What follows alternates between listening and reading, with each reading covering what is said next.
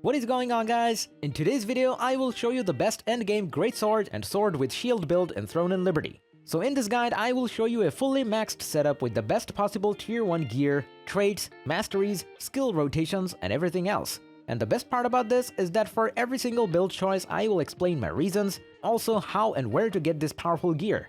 And just overall, you'll be able to see what a fully maxed T1 character will look like and what at the end game you can achieve as well. So if you want to use the best build in the game, then let's get right into it. This setup will provide us with one of the strongest buffs in the game. As a tank, you'll be redirecting 70% of your teammates' damage taken to yourself, while at the same time significantly increasing your party's damage. And on top of all this, we will be doing insane amount of damage as by using specific skills and passives, we'll lower our cooldowns dramatically.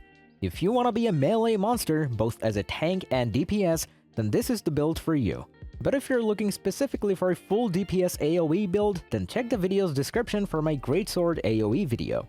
So let's move over to the build. And for the choice of weapons, we're going with the sword and shield, and Greatsword. And first of all, we have our skills. So for defensive skills, we use the shield survival technique, while for active skills we get Gaia Crash, Shield Strike, Valiant Brawl, Guillotine Blade, Da Vinci's Courage, Blood Devotion, Provoking Roar, Counter Barrier, Chain Hook, Stalwart Bastion, Strategic Rush, and Will Breaker. As you can see from the gameplay, I don't have all these same skill icons on my bar. It is because the skills icon will change depending on our specialization setup. So Shield Strike will turn into Piercing Strike, then Valiant Brawl will turn into Cruel Smite, and Blood Devotion will turn into Devoted Sanctuary. And then for passive skills, we get Robust Constitution, Vital Force, Indomitable Armor, Resilient Mind, Spectrum of Agony, Aegis Shield, Impenetrable, and Victor's Morale. As for skill upgrade priority, for active skills we want to mainly focus on Shield Strike, Shield Survival Technique, Da Vinci's Courage, Counter Barrier, and Stalwart Bastion. While for passive skills, we focus on Robust Constitution, Resilient Mind, Aegis Shield, Vital Force, and Indomitable Armor. For the rest of your skills, they're not as important, so just upgrade them as you progress through the game. Also remember to always upgrade all of your skills to blue first, before moving on to purple. Next we have Skill Specialization, and for Gaia Crash, we select Attack Speed Increase and Critical Hit Chance Increase. Then for Valiant Brawl, we get Cruel Smite, Damage Increased, and Aggro Increased. For Da Vinci's Courage, get Duration Increased, Damage Reduction, and Instant Healing. Then for Provoking Roar, get Effect Duration and Cooldown Speed. Then for Chain Hook and Strategic Rush, don't get anything. Then for Shield Strike, get Piercing Strike and Aggro Increased. For Guillotine Blade, select Charges Damage and Cooldown Reduction. Then for Blood Devotion, get all 4 of these, so Devoted Sanctuary, Duration Increased, Damage Transfer Increase, and Damage Increase. Then for Counter Barrier, get Cooldown and Damage Increase. For Stalwart Bastion, don't select anything. And finally, for Will Breaker, get Damage Area Change. Next we have Weapon Mastery, and this is how it should look for the sword and shield. So take a look at the middle and get everything from Skillful Block until All-Out Defense. Now go to the bottom and only get this one node, called Max Health. And last but not least, now we can go to the top row and get this entire thing. And then this is how it should look like for the Greatsword. So this time we go to the middle and only select this one, Skilled Vitality. Then next we go to the bottom and get that entire row. And lastly we go to the top and select everything from Ranged Defense until Overcome Snare. Next, let's take a look at our gear. And if you're looking for a full green or blue gear setup, then I recommend for you to watch my previous build videos. So first off, we are using Karnak's Netherblade with traits like Max Health, Hit Chance, and Heavy Attack Chance. All gear should be at its max level, and you can get this item from Death's Abyss. Next we have Adenthus' Gargantuan Greatsword with Hit Chance, Heavy Attack Chance, and Critical Hit Chance. You can get it by defeating Adenthus. Next we have Helm of the Field General with Max Health, Melee Evasion, and Cooldown Speed. You can get it from Armor Chest and by defeating the Chernobog. Also by having 2 pieces of the Imperial set, we will get additional 150 Heavy Attack Chance. Next we have Forsaken Embrace with Max Health, Skill Damage Resistance, and Debuff Duration. You can get it by defeating Junoboat. Next we have Shock Commander Plate Armor with Max Health, Melee Evasion, and Ranged Evasion. You can get it from bunch of purple chests or by defeating the Demon Hoof Shaman. Next we have Gauntlets of the Field General with Max Health, Melee Evasion, and added attack speed. You can get it from armor chests or by defeating Eridas. Next we have Greaves of the Infernal Herald with Mana Regen, Melee Evasion, and Ranged Evasion. You can get it from a Blessing Pouch or by defeating the Reptilian Fighter. Next we have Shock Commander Sabatons with mana regen, melee evasion, and ranged evasion. You can get it by defeating Koazan. Also, because of the 2-piece set bonus, we will get extra damage reduction. Next up we have Clasp of the Conqueror with max health, skill damage boost, and buff duration. You can only get it by opening all types of purple armor chests. Next we have the Ancient Saradama Braces with mana regen, skill damage resistance, and debuff duration. You can only get it from purple armor chests.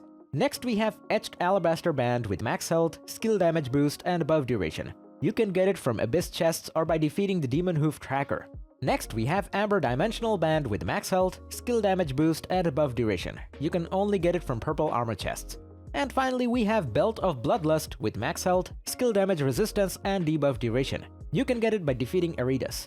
Last but not least, if at this current moment you only have blue gear, then don't worry because that gear doesn't really matter and you'll soon enough start changing it for the purple pieces. The setup I showed is the best current gear that anyone can farm. But no matter what gear you choose, this build will still work fine. But this setup is just an example of what the best of the best items will look like. Next up, let's take a look at our gear upgrades. This game doesn't have a very typical gear progression. By this I mean you'll have to upgrade pretty much anything you get. So we go from gray to green to blue and finally purple. No matter at which stage of progression you're watching this video, just keep upgrading your equipment to their max level. And then when you get better gear, just transfer the experience from the old one to the new one.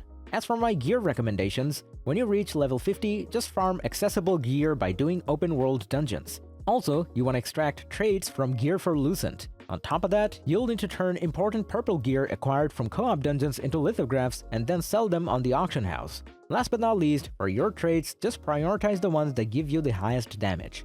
Next up we have the stats, and depending on your gear, you should adjust them accordingly. The goal for your endgame build is to reach 70 strength, 30 dexterity, and 40 perception. All of these milestones will give us extremely high survivability and damage. Next we have our Guardian choice, and this creature is a special transformation that can add offensive or defensive buffs to your character for 30 seconds. And for our build, we have two best choices. The first one is the Lady Knight Kamarshia. This Guardian is useful while you learn new dungeons. It helps in dangerous situations as an emergency button to survive mechanics that deal significant amount of damage. The other option is the Shade Revenant Steno. This Guardian launches projectiles every second that can crit and heavy attack. This is pretty much the highest DPS Guardian, so if you're lacking in that department, then he's the right guy for you. And now finally, we have come to the gameplay. As this setup is versatile, so I'll give you 3 different rotations for 3 different objectives. So first off, we have the opening rotation. And at the beginning of every fight, you want to start by activating Da Vinci's Courage, then use Piercing Strike, Devoted Sanctuary, Provoking Roar, Willbreaker, Gaia Crash, Guillotine Blade, Piercing Strike again, and then finish it off with Cruel Smite. This is our main rotation in which we use Da Vinci's Courage to pre-buff and give ourselves party-wide increased bonuses. And then from here, we just do damage with our DPS skills, and in between the rotation, put in Piercing Strike and Cruel Smite to keep maintaining the enemy's aggro on ourselves. Next we have Single Target Burst rotation, and in this one we started by using Gaia Crash, Guillotine Blade, Piercing Strike, and then finish it off with Cruel Smite.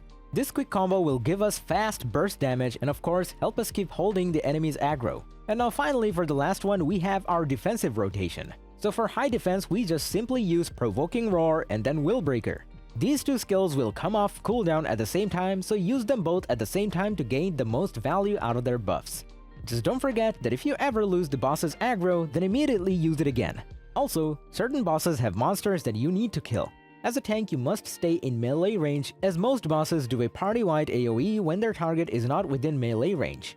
Also, you can use Chain Hook to group up weaker enemies while staying in melee range, which also maxes out the boss's aggression, forcing the boss to attack you, and that's about it. So, if you enjoyed this video, click like, subscribe, and comment. If you're interested in more content, check out my channel, and I'll see you in the next one. So take it easy, peace!